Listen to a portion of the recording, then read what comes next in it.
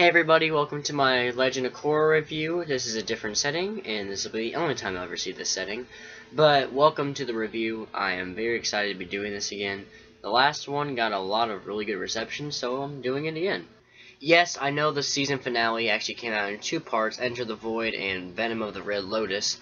But since I'm only allowed to do 15 minutes for each, and if I did both in one video, it could probably overlap that, I'm going to do them separately. So for now, we're just going to talk about Enter the Void. The episode starts off with Korra telling Team Avatar that she's going to turn herself in to Zahir so they can free the Airbenders. And because people are jerks and decide to leak that scene early, I already knew that was going to happen.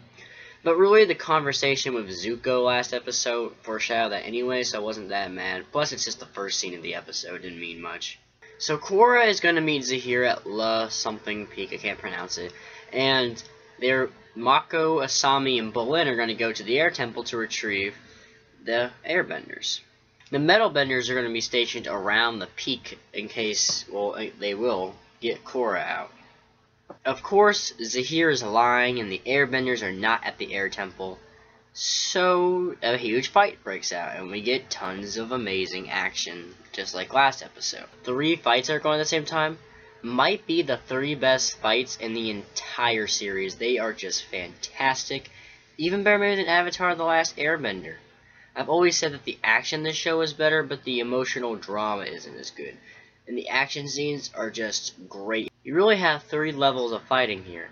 You have Mako and Bolin fighting the Lava Bender. You have the Metal Benders fighting Sparky Boom Woman. Inside joke.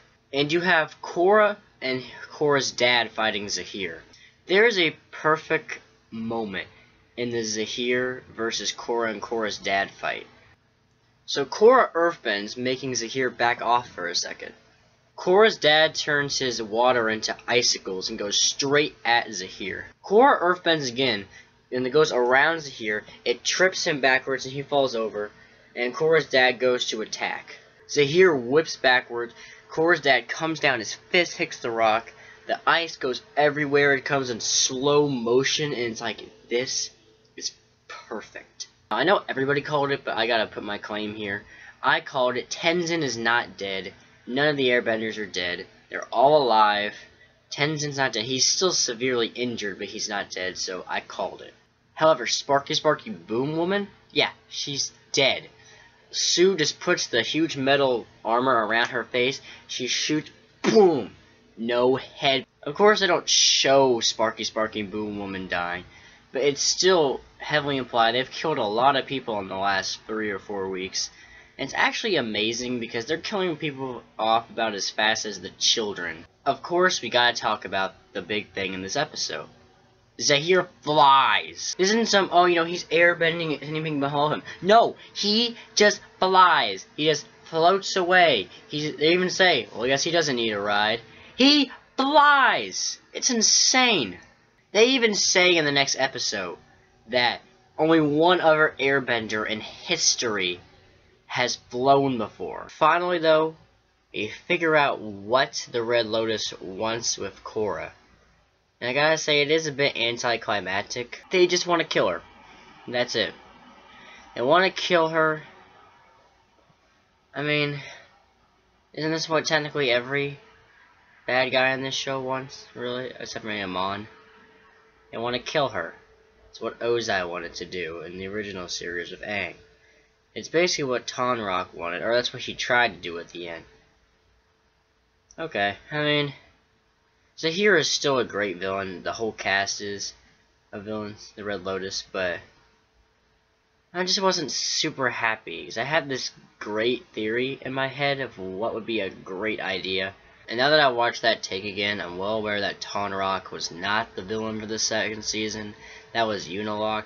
I made a mistake. So I had this crazy theory that they would actually, like in the second season of the original series, they didn't do it to as big of a character, but they brainwashed Jet. And I thought it would be super cool if they tried to brainwash Korra into fighting for their side to bring down the governments. I know you might say there might be a lot of risk in that plan, but I thought that would be a great direction for the series to go in, instead of just, oh, we're gonna kill her. I loved this episode, though. I thought it was fantastic. Maybe the best episode of the season so far. I'm not 100% sure about that. There's some really great episodes in there. But this was just fantastic, and I can't wait. Well, I've already seen it. But I can't wait to talk about the final episode, The Venom of the Red Lotus. If you liked this video, you can hit the subscribe button up there. And, of course, I always want to hear from you guys, so you should tell me down below what you thought of this episode. Thanks for watching.